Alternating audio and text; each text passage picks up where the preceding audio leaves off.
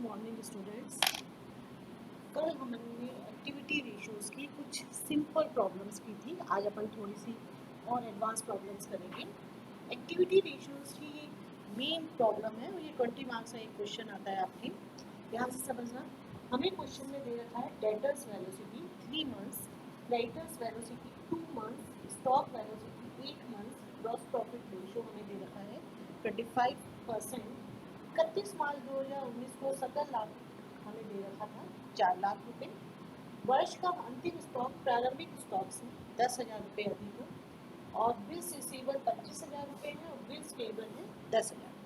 ये question given है और आपसे 4 चीजें वो कैलकुलेट करवा रहा है: सेल्स, डेटर्स, क्लोजिंग स्टॉक और क्रेडिट। सबसे पहले हमें निकालनी पड़ेगी सेल्स।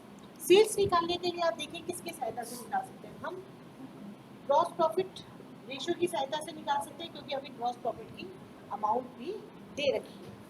ग्रॉस प्रॉफिट रेशियो निकालने का हमारा फॉर्मूला होता है gross profit ratio is equals to gross profit upon sales multiply 100।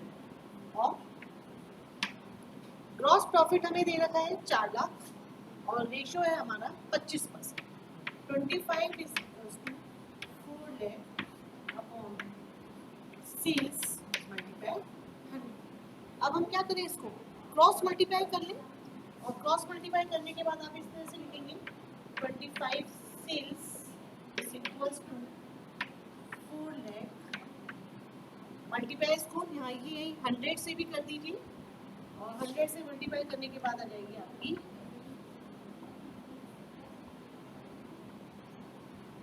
4 crore divided by 25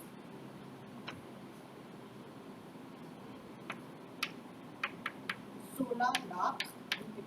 आपकी सेल्स आई 16 लाख रुपए। तो फर्स्ट आपने निकाल लिया सेल्स। अब हम निकालेंगे क्लोजिंग स्टॉक। क्लोजिंग स्टॉक निकालने के लिए हम यूज करेंगे स्टॉक वेलोसिटी को। स्टॉक वेलोसिटी का हमारा फॉर्मूला होता है 12।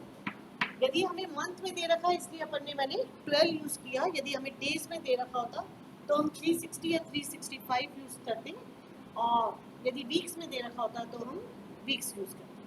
मंथ दे रखा है इसलिए मैंने लिखा 12 अपॉन स्टॉक टर्नओवर रेशियो। और इस फॉर्मूले को अपन इस तरह से भी लिख सकते हैं 12 upon cost of goods sold multiply average stock. Stock velocity हमें दे रखी है 8 मंथ्स। 12 ऐसे लिखा जाएगा। कॉस्ट ऑफ गुड्स सोल्ड हमें नहीं दे रखी, वो हमें निकालनी पड़ेगी। तो कॉस्ट ऑफ गुड्स सोल्ड अपन निकाल सकते हैं क्योंकि हमारे पास सेल्स भी है और gross profit. Cost of goods sold निकालने का हमारा फॉर्मूला आता है sales minus gross profit. Sales है हमारी 16 लाख रुपए माइनस ग्रॉस प्रॉफिट था हमारा 4 लाख रुपए बराबर 12 लाख।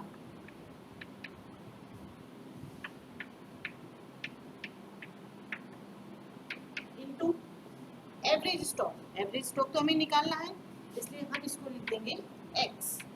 और इसको यहाँ से क्रॉस मल्टीप्लाई कर लीजिए 96 lakhs 12x और 96 lakhs upon 12 8 lakh.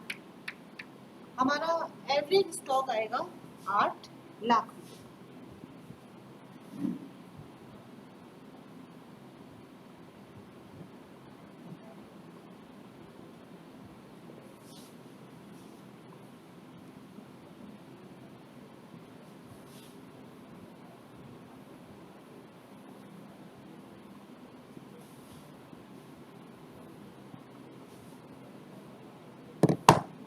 Average stock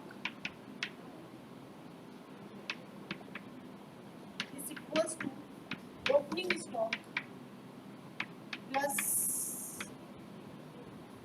closing stock divided by 2। और आपने एवरेज स्टॉक अभी निकाला है 8 लाख रुपए का।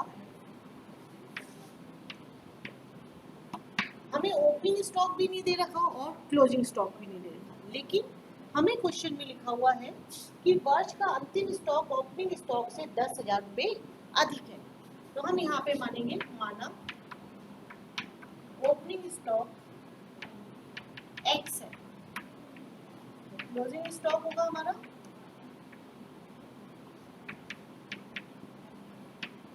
ओपनिंग स्टॉक प्लस 10,000 और ओपनिंग स्टॉक को हमने माना है x, तो x प्लस 10,000। यहाँ पे लिखेंगे अपन opening stock x plus 10,000 divided by 2। Cross multiply कर लीजिए, 16 lakh is equals to 2x plus 10,000। 10,000 को यहाँ ले जाएंगे, 16 lakh minus 10,000 is equals to 2x और x बराबर 15,90,000 डिवाइडेड बाय 2।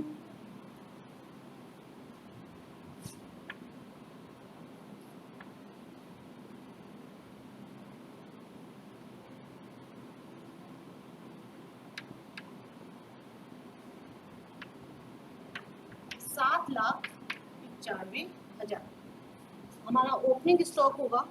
7,95,000 रुपए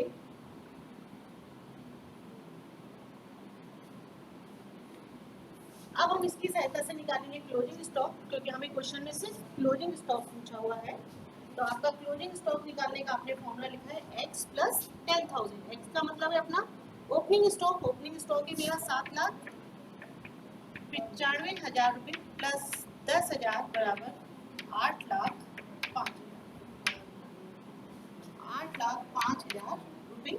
ये हमारा होगा क्लोजिंग स्टॉक। क्लोजिंग स्टॉक का फॉर्मूला हमने बनाया था ओपनिंग प्लस 10,000, क्योंकि इस क्वेश्चन में यही लिखा हुआ है कि ओपनिंग स्टॉक से क्लोजिंग स्टॉक 10,000 रुपये अधिक है। तो x प्लस 10,000, 7,95,000 रुपये मेरा ओपनिंग स्टॉक है, इसमें 10,000 रुपये जोड़ दिए तो हमारे पास आ गया 8,05,000 रुपये। ये वैल्यू कहलाएगी हमारी क्लोजिंग स्टॉक। आपसे 4 चीजें पूछी थी, हमने 2 चीजें निकाल ली, सेल्स हमने निकाल ली, क्लोजिंग स्टॉक निकाल ली। अब हम निकालेंगे डेटर्स।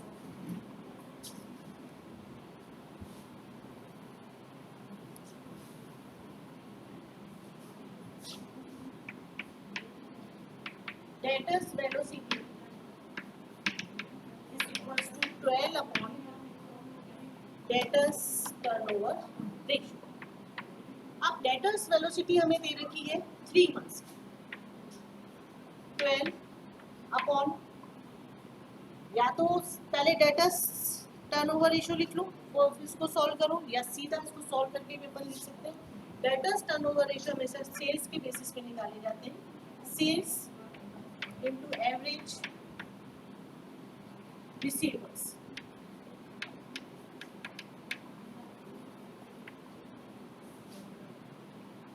क्रॉस मल्टीप्लाई करेंगे 3, 12 अपॉन सेल्स हमने निकाल ली थी पहले ही, और सेल्स हमारी आई थी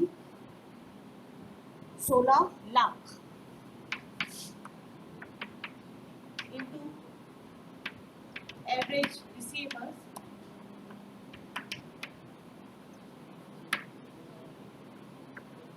48 lakhs is equals to 12 receivables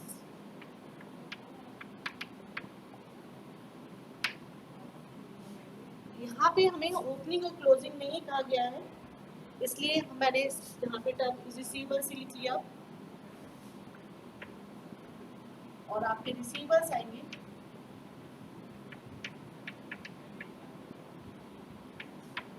48 lakhs divided by 2 अर्थात 4 लाख। रिसीवर्स होंगे हमारे 4 लाख रुपए। अब रिसीवर्स का मतलब होता है डेटर्स प्लस बिल्स।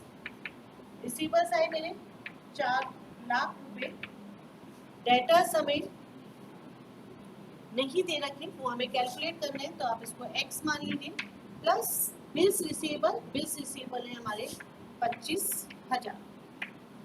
4 लाख में से 25,000 घटा देंगे तो x बराबर 3,75,000 रुपये, और आपके डेटर्स कहलाएंगे 3,75,000। ये हुआ हमारा डेटर्स वेलोसिटी से हमने निकाले डेटर्स। अब हमें चाहिए क्रेडिटर्स। क्रेडिटर्स के लिए हमें क्रेडिटर्स वेलोसिटी यूज करनी पड़ेगी।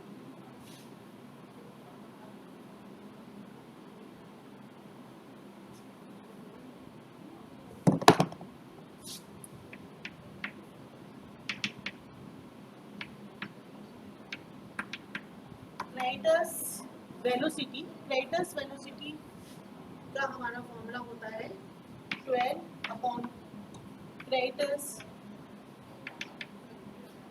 टर्नओवर रेशियो, और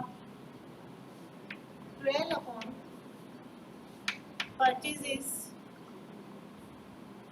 multiply pebbles.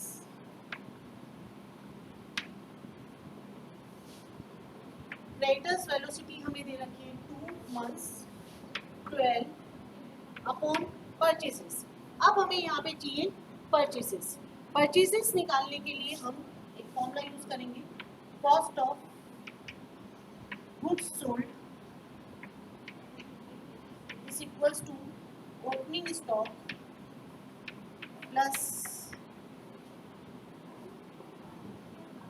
Purchases minus closing stock. Cost of goods sold हमने पहले कैलकुलेट किया था, और कॉस्ट ऑफ गुड्स सोल्ड हमारा आया था 12 लाख रुपए। कॉस्ट ऑफ गुड्स सोल्ड था हमारा 12 लाख रुपए। ओपनिंग स्टॉक आया था हमारा 7,95,000 रुपए, प्लस परचेजेस जो हमें कैलकुलेट करनी है, तो उसको x मान लेते हैं, माइनस क्लोजिंग स्टॉक 8,05,000। अब x को इधर ले जाओ, या सारी फिगर्स को कैसे भी कर सकते हैं अपन, मैं इधर ले आती हूँ। 12 लाख रुपए माइनस 7,95,000 प्लस 8,05,000 बराबर x, और x बराबर 12,10,000।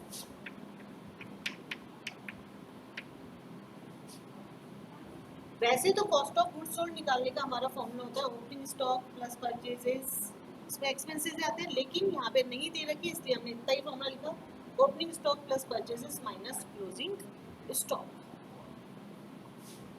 12,10,000 रुपये इंटू पेबल्स, और पेबल्स बराबर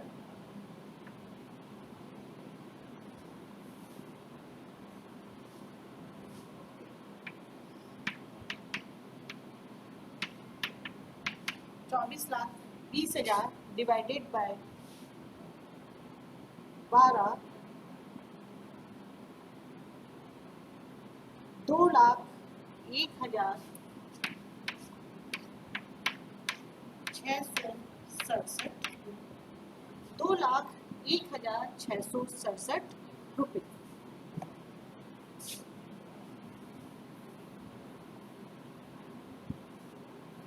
हमें क्वेश्चन में पेबल्स थी, उसकी जगह हमें पूछा गया क्रेडिटर्स। पेबल्स का फॉर्मूला होता है क्रेडिटर्स प्लस बिल्स पेबल, और पेबल्स है हमारे 2,01,667 ₹1,667 और क्रेडिटर्स हमें निकालने हैं इसलिए हम इसको एक्स कहेंगे, प्लस बिल्स पेबल हमें दे रखे हैं ₹10,000 के, तो हमारे क्रेडिटर्स हो गए एक्स बराबर 1,91,667 रुपये, 1,91,667 रुपये। इस तरह की प्रॉब्लम्स जब भी की जाती है तो प्रॉब्लम स्टार्ट करने का तरीका एक ही होता है कि जो चीज़ आपको अमाउंट में दे रखी है सबसे पहले उसी से स्टार्ट करिए। यहाँ पे हमें ग्रॉस प्रॉफिट रेशियो से इसलिए स्टार्ट करना पड़ा क्योंकि हमें ग्रॉस प्रॉफिट की अमाउंट दे रखी होती है। यदि हमें दोनों चीज़ें नहीं दे रखी होती तो हम कैलकुलेट नहीं कर सकते, एक चीज़ दे रखी होगी तभी कैलकुलेट कर पाए। हमने ग्रॉस प्रॉफिट रेशियो से स्टार्ट करा और स्टार्ट करने के बाद जैसे जैसे हमारे पास इन्फॉर्मेशन आती गई हमने प्रॉब्लम को सॉल्व करते चले गए। 4 चीज़ें पूछी थी, चारों ये हमने कैलकुलेट कर ली। आपके एग्जाम में इसी तरह की प्रॉब्लम आएगी और ये 20 मार्क्स की प्रॉब्लम आती है, कई बार एग्जाम में ये प्रॉब्लम आ चुकी है। Thank you.